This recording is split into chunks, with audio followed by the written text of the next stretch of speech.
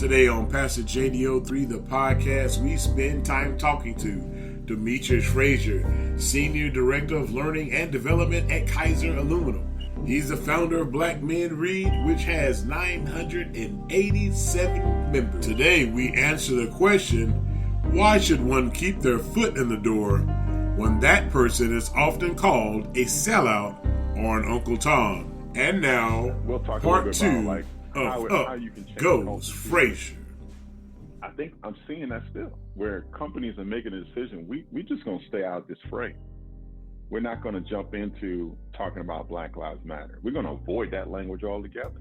We're gonna talk about diversity. Well, hold on. The people are crying in the streets and saying, "You are not making me feel valued. You don't care if I live or die." And your answer is, we should do things for everybody. That's kind of how diversity is landing on me. When I say, I'm tired of people sitting on my neck and killing me. I'm tired of the Sandra Blands and the Breonna Taylors. I'm tired of Black girls being pushed out of the education system into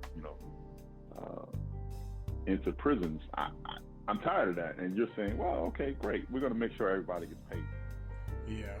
So what was it like to get a foot in the door, to form some relationships and to say, you know what, I'm not just going to put money on the Frazier table, but if I can build a building at Virginia Union, doggone it, let's do this thing?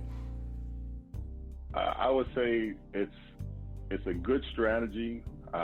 It's definitely one where you get into the door and you can make things happen. You can get opportunities inside the company. You can also make sure that the company diverts funds to its local community, which you should do anyway. There's a darker side to it, though, and this is more for our community, in that when they see you kind of putting the mask on a little bit, because I can't show them my pitchforks in the street, my marching side. I don't show my Black Men Read shirt at work. I leave some of those things out, but I'm doing that because I got to dance this line.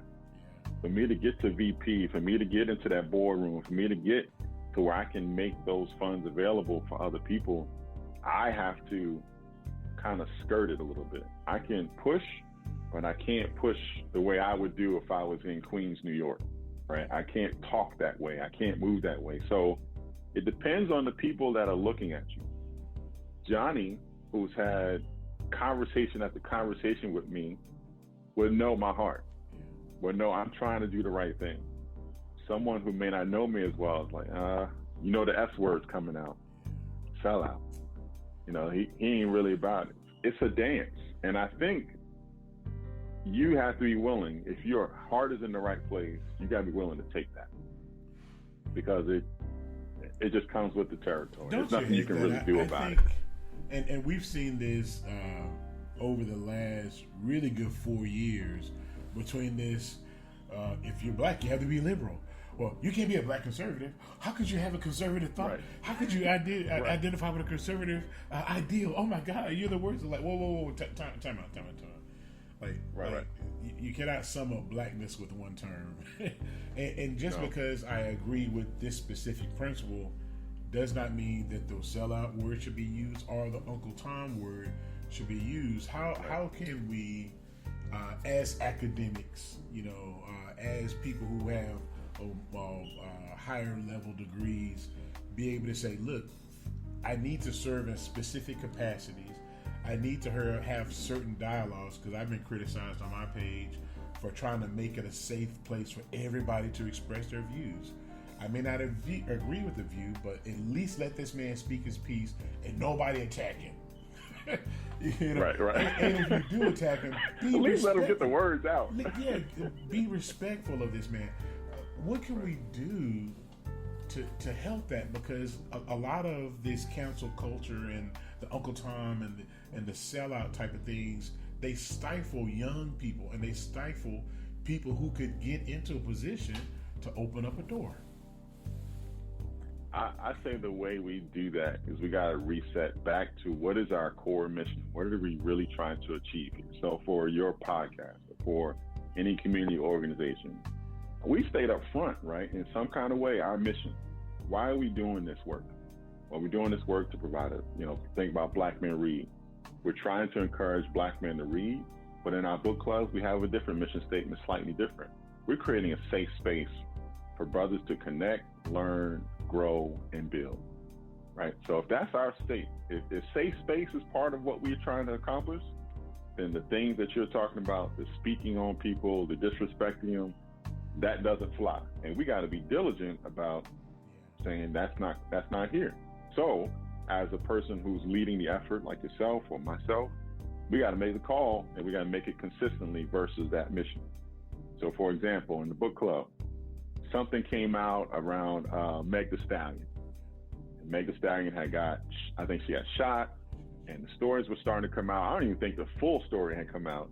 And what was coming out? Well, see, I knew this B and this H and all this other stuff. And what I said was, and I wanted, as the facilitator of the group on the Facebook chat, what I said was, I want to make a quick statement. One, we're never, ever going to have that language versus our Black women. It is in our rules. It's in our mission. It's a safe space for you to be able to communicate, but disrespect ain't safe.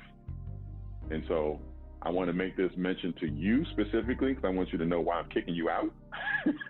Then two, I want all the members to know this doesn't fly here. If that's what you're looking for, you got to find another space. It's not me judging you. I think what you said was wrong.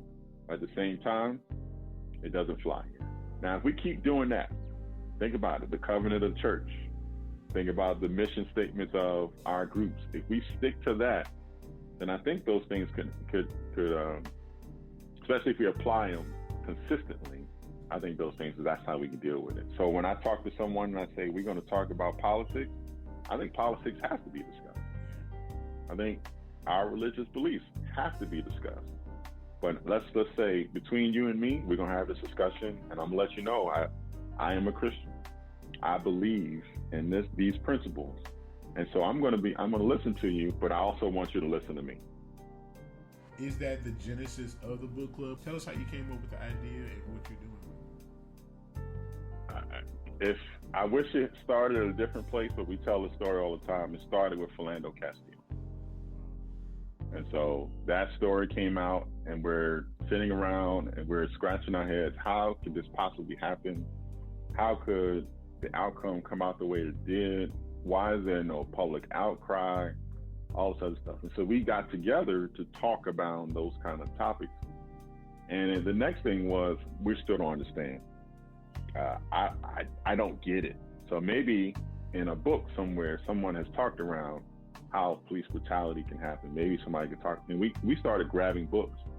And one of the earliest books we read was Ta-Nehisi Coates, Between the World and Me.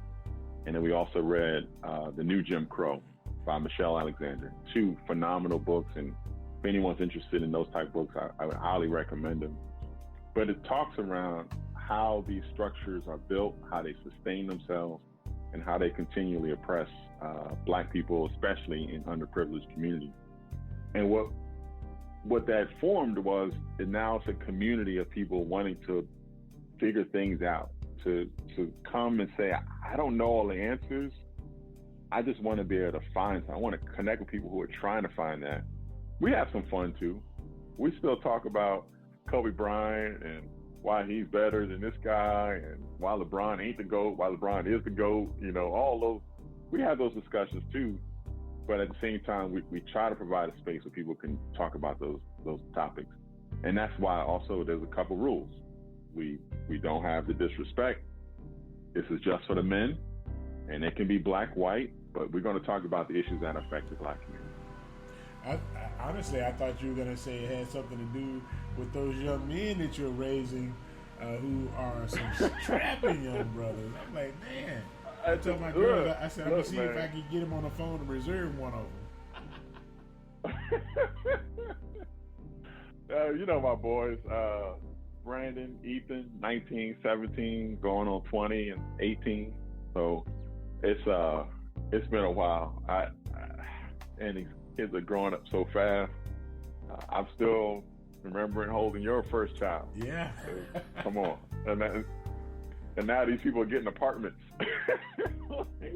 I mean, they're old enough. They're making their own life now, and that's kind of where we felt like this is why we have to do this, is because we have to make a place that's better for these kids. We have to provide runway for them to grow and expand and do the wonderful things that they're set up and they're destined to do. Our kids, we know them, right? We know they're special, but we don't want to have is something like the stand your ground law. We don't want to have things that are happening in the local community affect them, and we want to help the people that are not like my son. My son, has never wanted for anything.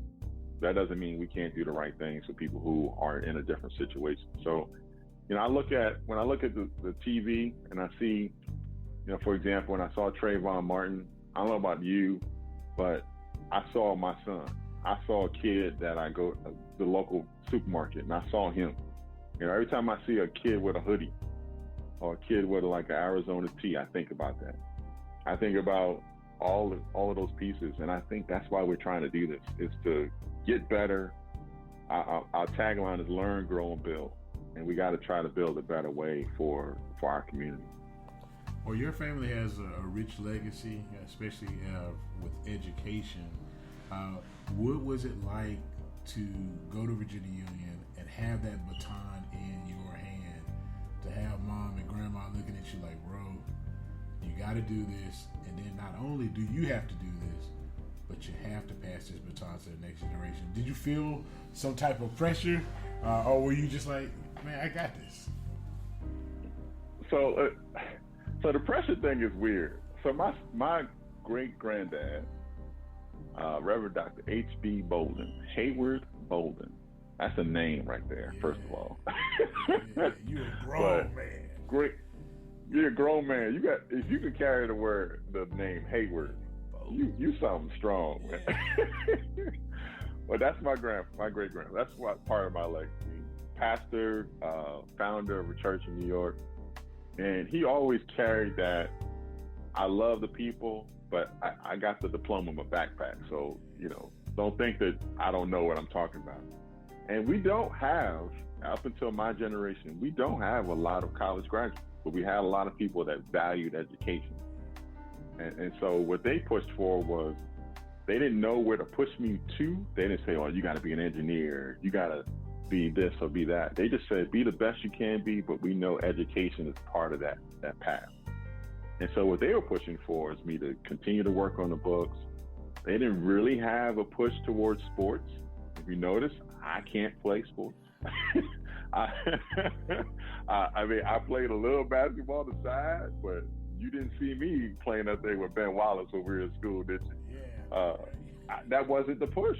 That push was, there's an outlet for that. You're tall. We know it. We get it. But we believe that education is your real pathway, and you seem to have, a good passion for it. So they pushed me through school. You may not notice, but in high school, I stayed with my grandmother in Newport News, Virginia. My mom was in New York at the time with my sisters. They had moved back, because we had moved from New York, moved to Newport News. My mom couldn't find a job. My mom moved back, and I stayed with my grandmother, finished high school in Newport News. When I graduated high school, my grandmother took my diploma. So you want to talk about valuing it? She valued it. She said, hey, that's nice. Take your picture. Make sure everybody get a picture. It's mine, right? When I got to college and Union, my mom was like, hey, grandma got the high school one. This college one is mine. So for a while there, I didn't have any diplomas. I did all the work, but I had no diploma. And eventually she gave my college one back, because I had to you had to take pictures of it, you got to scan it for your first job or so. And then when I got to grad school, they let my wife at the time have that one. Let her. So I was like, I didn't think that I had to ask for my diploma, but again, take your pictures, and now the diploma's ours. But my family has always had a value for education. It may not have been in the classroom, but it was always, hey, stay reading, stay learning, stay growing. People ask me sometimes, like, how did you get to where you're a big reader? And I think what they're shocked by is that I hated reading in grade school. My mom was a big reader. She read murder mysteries, she read Stephen King, things like that. So there was always bookshelves around. And my uncle Kevin, was a big reader. He was the learn about the conspiracies and how the government structures work. And he's a heavy reader today. And then I got the union, and that's when it all pieced together. My mom was really the seed. She planted the seed of reading. I still didn't pick it up. My uncle was kind of like the sunlight. He was kind of saying, hey, let me shine a light on this, is what you should do. But then when I got the union, it all got pieced together. It was watered a lot better. And so my mom was here's what you should do. My Uncle Kevin was here's why you should do it. And then at school, we got the who, got the when, right? This is what you should be reading. I want to hear about your experience with reading. Was there a book that caught your attention and grew your love for reading? Have you ever been called sellout? Have you ever been considered an Uncle Tom? And if you were, do you still plan on keeping your foot in the door? Or are you going to collect checks and let the door slam behind you? We want to hear from you. Use the hashtag PastorJDO3 or the hashtag JDO3 podcast. We'd love for you to be a part of this discussion. Join us next week for another segment of this powerful discussion with Demetrius Frazier for part 3 of Up Goes Frazier. We'll see you next week on Pastor JDO3, the podcast.